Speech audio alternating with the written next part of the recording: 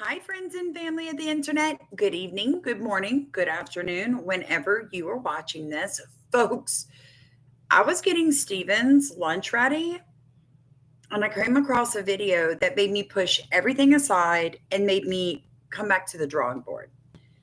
What if I told you that there's a plan to create transhumanism, a plan that started with the fall of the fallen angels, and their intent is to corrupt human DNA to recreate in us something different, something that is not what you would consider humans at this point.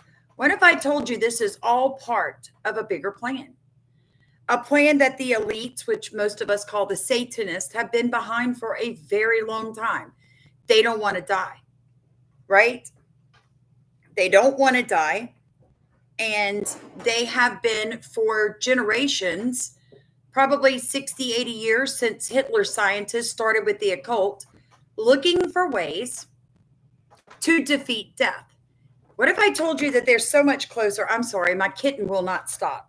So much closer to that than you realize. There's some folklore mythology that goes all the way back to the Greeks, and it's called a soul eater. Okay, so let me just give you a little bit of history, right? A soul eater is a folklore figure in the traditional belief systems of some groups known for sucking or eating the souls of victims. Souls can be related to witchcraft, zombies, and other similar phenomena. The concept of the soul eater also exists in Greek mythology. These types of mythological figures, however, are spiritual and not human beings, so are distinctly different from the soul eater as conceptualized by some others. The traditional belief in the soul eater has been adopted by a range of modern horror fiction and fantasy writers. So we know that anime, especially, is real big on this soul eater concept. But what I'm going to talk to you about today is much deeper than that. Let's talk about patents. So many of you understand what a patent is, right? There are two patents right now available that I found called mind personality transfer method. Let me repeat that. Mind personality transfer patents. These patents, the claim in the patent reads, scope of the claim by transferring the creature's spirit and personality to a new clone. The organism will continue to evolve while securing its own existence base forever. In this way, it is possible to rejuvenate and evolve an individual's structure and function while maintaining the individual's formal identity and substantial development. Good morning, ladies. I hope you understood what I just said to you. This patent claims that they want to be able to transfer your mind, your personality, your substance, the thing that makes you you, into a clone so that you can continue to evolve. Okay? By gaining a base of one's existence, one after another. So clone after clone. Freely combining multiple organs, such as the central nervous system, expanding the capacity and creating new pathways to expand and renew one's own functions will be able to. The organisms will exchange their respiration and metabolism and will maintain their identity even if the organisms they go into differ. So I will be Samantha regardless if Samantha is in this body or in a man's body or in a teenager's body or in a dog. I'm still going to be Samantha. That's what this patent says. Right, Miss Annette? It's horrific. It says also because the infant's self is continuous with the adult self, the consciousness of self is continuous even if the shape, size, and function of the individual is now different. Wow. Therefore, while maintaining the same self aware, various organs can be united or new organs can be obtained, thereby expanding the range of activities in your daily life. In this way, beyond the traditional narrow capacity, can develop and evolve human abilities. Now, the description that goes with this specific patent, and let me just go one step further. This patent, you can find it. The application is called PCT slash JP 2001 slash 001586. Now, I want to just kind of explain this to you a little further, and then I'm going to go into some videos that's going to blow your mind. It says, description, mentality, personality, transition law, technical field. The invention belongs to the fields of biology and life science. Traditionally, it was thought that the creature's spirit and personality collapsed and disappeared due to physical aging and serious disability. The present invention transfers the spirit, wow, and personality of a living individual or a clone to a new clone and continues to develop while permanently securing the base of its existence, the spirit and personality of the creature. By transferring to a new clone, the formal identity and substantial development of that individual will now be retained forever. Baby, what? You guys, like, we knew that the fallen angel technology, the transhumanism, this living in the days of Noah was real. But when you find patents, if you don't know what a patent is just, it's you applying to the government saying, look, we have machines, we have technology that can do this, or we think we can do this, and we want to secure it for just us. It's like the ISBN on a book, right? Like, this is me, the ISBN. Nobody can use my title or my book because it's my work. That's what this is, right? It goes on to say, a top view of the connected central nervous system in order to transfer mental and personality and amplify information. Same type of gene by exchanging different information with each other beyond the small skull.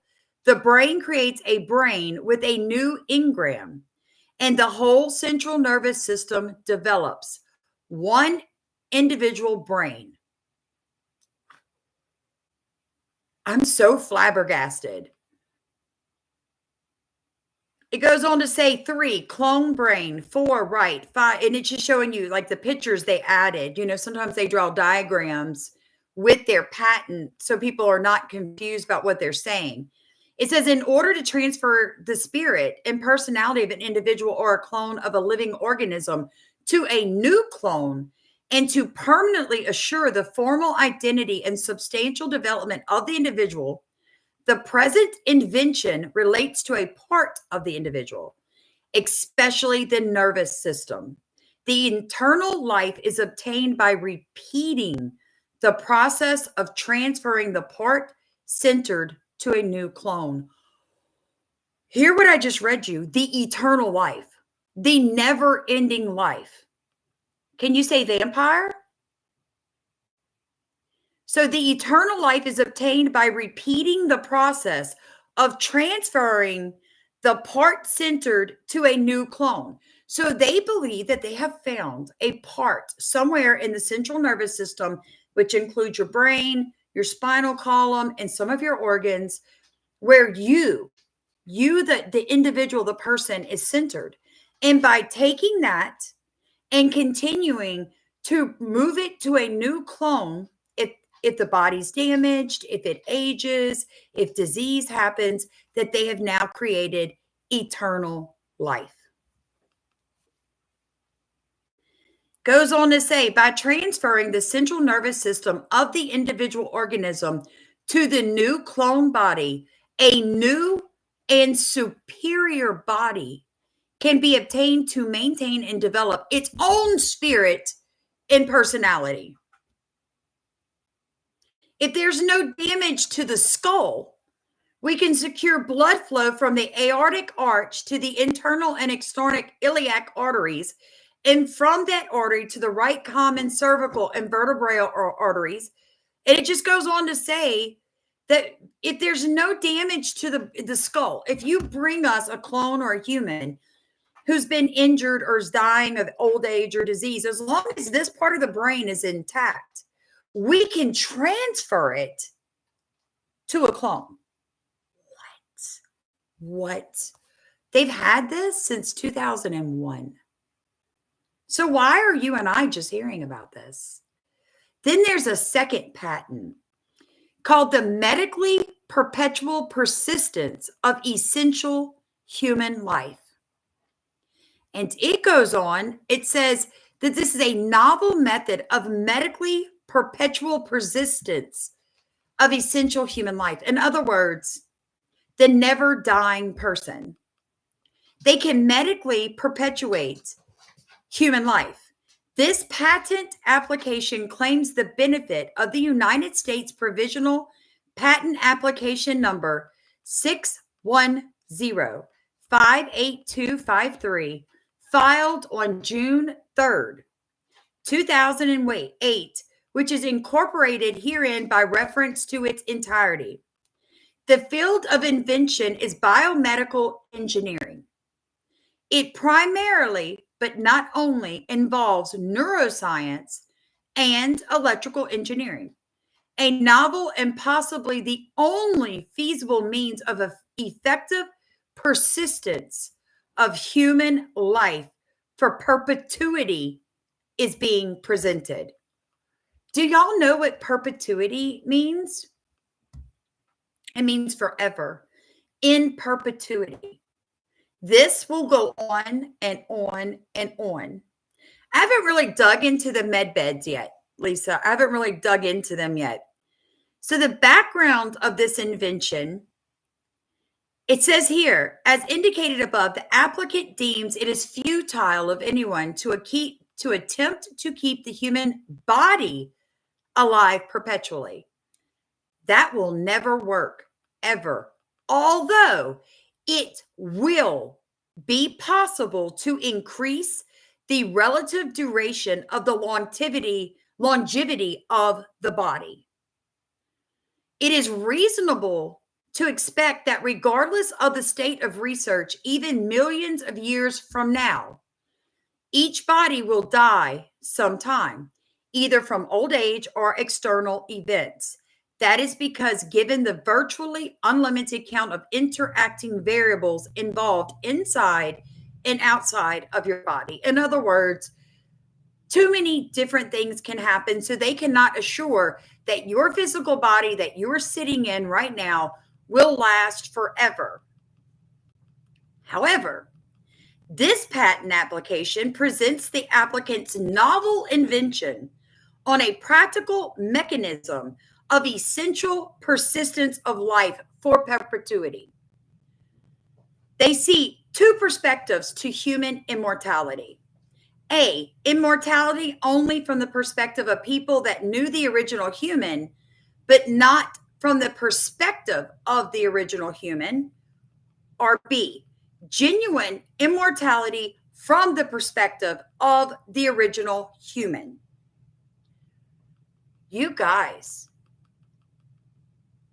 this is fallen angel technology. It goes on to say that the key flaw in that approach is that the original human being will not feel as having continued life in the new entity. The original human sense of self-identity would not be transferred into the new identity. Instead, the second human sense would take over. This is how close they are. They are now debating whether or not, hold on, Hammer, get out from underneath there. Go lay down. Go lay down. Thank you. Where people are discussing how they're going to transfer consciousness into a new organism and whether or not that's really going to be you, or is it going to be the new organism with a bit of you? Okay, creepy people. Let me read you an article I tripped over. This was written in 2021. Brains might sync as people interact, and that could upend consciousness research. People synchronize in various ways when we interact with one another. We subconsciously match our footsteps to each other when we walk. During conversations, we mirror each other's postures and gestures. To that end, studies have shown that people synchronize heart rates and breathing when they watch emotional films together. The same happens when romantic partners share a bed. Some scientists think that we do this to build trust and perceive people as similar to ourselves. Surprisingly, people synchronize their neural rhythms. In other words, your heart rates match, your energy match, it's like serious. So if you go back to the Bible, let me just do that real quick. God tells you to be careful who you spend your time with. We can now prove scientifically that the creator of the heavens and the earth knew that we being spiritual beings in physical bodies would sometimes link up with people spiritually, psychologically, and that can be very damaging and damaging to you. So be careful, folks. Be very careful. It goes on to say that cognitive tasks often require different regions of the brain to speak to one another, allowing information to be transferred and integrated. Some scientists now claim that information transfer occurs when neural frequencies from different brain regions align, known as phase synchronization. You ever seen swimmers, synchronized swimmers? I want you to think about that brain to brain. You're sitting beside somebody, and now your brains are interacting and they're synchronizing. These frequencies, how many times have we talked about frequency on this channel? I cannot even count the number of videos trying to introduce people to the concept of frequency. I told you, even Jericho's walls were taken down by frequency, a frequency that God knew, and he gave that information to them. These frequencies are measured in cycles per second or hertz, Hz. There are a few different ways of measuring these neural oscillatory activity, but the most common method is known as the EEG, where small metal discs are placed on the scalp to measure electrical output. They also like to use the EEG at death for people who are going to give their organs, like organ donors. And I think you better research that. There are a lot of lawsuits right now against hospitals because they claim the EEG showed the person was, brain dead, so to speak. But then the person wakes up either going in to donate their organs or on the table donating their organs. It says researchers have observed people's neural activity while they complete cognitive tasks with techniques like EEG or functional magnetic resonance imaging, which is a machine that detects where oxygenated blood is flowing in the brain. All right, so now we know they're testing. They noticed something unexpected. Functional links appeared across people's brains when they were cooperating during a certain task. So in other words, you and I, we have a flat tire and we can't get the lug nuts off. So you and I are like, okay, How are we going to fix this? And we start discussing how to fix it. If they hooked us up to these machines, you and I would be functional links would be creating between my brain and yours. Okay? Neuroscientists needed to rule out the possibility that this neural synchronizing occurred due to a shared environment. So what they said was, well, what if these people just know each other and therefore they have more connections? But they went further. They started doing this with people who didn't know each other. It says that when people were told to complete a puzzle together, the synchronization levels went up. So, wow. Wow. You guys, the information that they're finding and they're digging up should be very concerning to all of us. It says here, when we become aware that we are sharing a moment with someone else, it is no longer necessarily the case that we are separated anymore. We are now two individuals sharing one unfolding experience. I really believe that's why the Lord tells us over and over again to be careful who we spend our time with, to guard our heart, to, don't go be with the murderer or the blasphemer. Don't spend time with those people because you're linking up with them on a frequency, on a physiological way. You're connecting with these people. So I want to show you a video that I ran across earlier. A lot of you already watched this guy. He's great. I'll link all of this in the description of the video. Let's see if I can get it to play. Hold on. It's going to act crazy. Of course, it's going to act crazy. I just didn't want to be out ahead of time. And this is the first time I've actually seen someone show what's there. So watch this.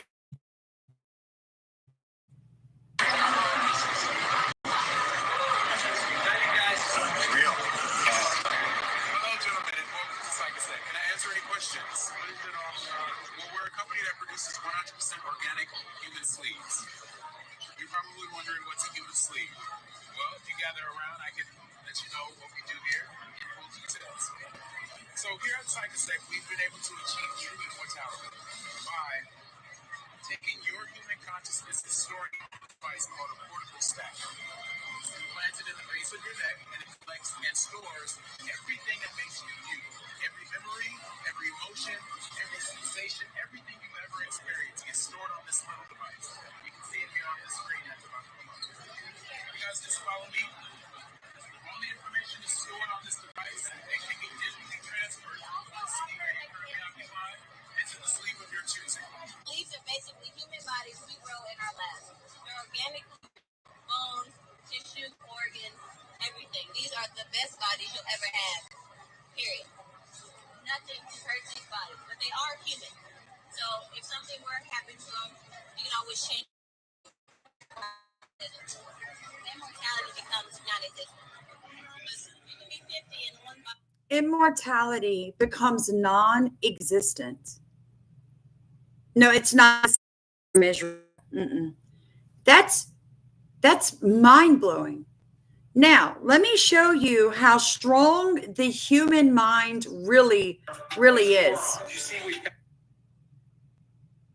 got this divider here. You see the arm there? I'm going to cover over part of your arm. Now, I'm doing that because your eyes talk to your brain. And your eyes tell you this is what's happening. So now, can you physically see your arm, your right arm here? No. Great. So I'm going to take these two classroom rulers. So we're going to train the sensations. You feel the rulers touching your hands because it's now becoming one with your mind. That this right hand is your right hand, right? You You are believing that as I drag the ruler on your right hand there, It totally that it is feels. in fact in your brain, your Yeah. right hand. It totally feels like my hand. That's crazy. Feel the sensations Yeah. line up with each finger. What? Whoa, yo, this is crazy. Yeah. So now if I just do like a little tap, right? Yeah. Feel the knuckles. Feel each digit.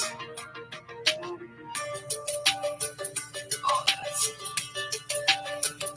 Okay, this is where. Yeah. Now I'm gonna do this one more time to train your brain. okay. Right, so you feel your thumb. Notice he's not doing it to the real hand anymore. Your index finger. This is nuts. Ring finger. Oh my goodness. And your pinky finger. And now you're gonna feel it when I tap it. Feel that? Yeah. That? Whoa. I'm gonna let you in on a little secret. I have not been using the other ruler. What? Feel that? Yeah. I am not using the ruler. Whoa. What do you... I mean, it's crazy. It's not... Oh! Whoa, You it felt even that, like... right? Oh, no. Now, Oh. we're gonna do a little test. Now, again, this is all Now watch his real hand. Perhaps the fake one.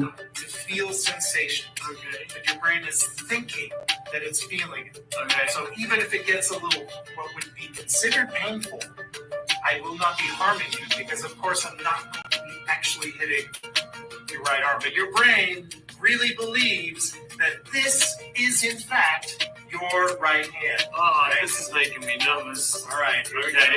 I'll start lightly.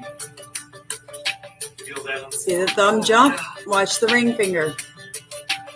Oh. Whoa. I'm totally feeling it in this hand. It feels... So why did I show you that? This is a fake hand, just a rubber. But they have convinced his brain by doing some training activities to connect a subconscious link with the rubber hands. But his human hand is responding, thinking it's feeling the same thing. That's important. That's one step closer to taking the brain, the consciousness, and putting it in something else. Transhumanism. More than human, changed, transformed, recreated in another image, not one of God. Now, this one was kind of mind-blowing to me. This dude is wearing the virtual reality goggles, okay? There is a drone in the sky behind him. The drone is recording everything around him and sending that to the virtual reality glasses. And then he's moving in real time in the space with actually being able to see with his eyes, because it is the drone doing the viewing. And you can see when he walks that there's definitely something very different here about his walking, like the way, right? So he's got the virtual reality goggles on. We see the drone. We're looking through we're seeing in those goggles from what the drone sees.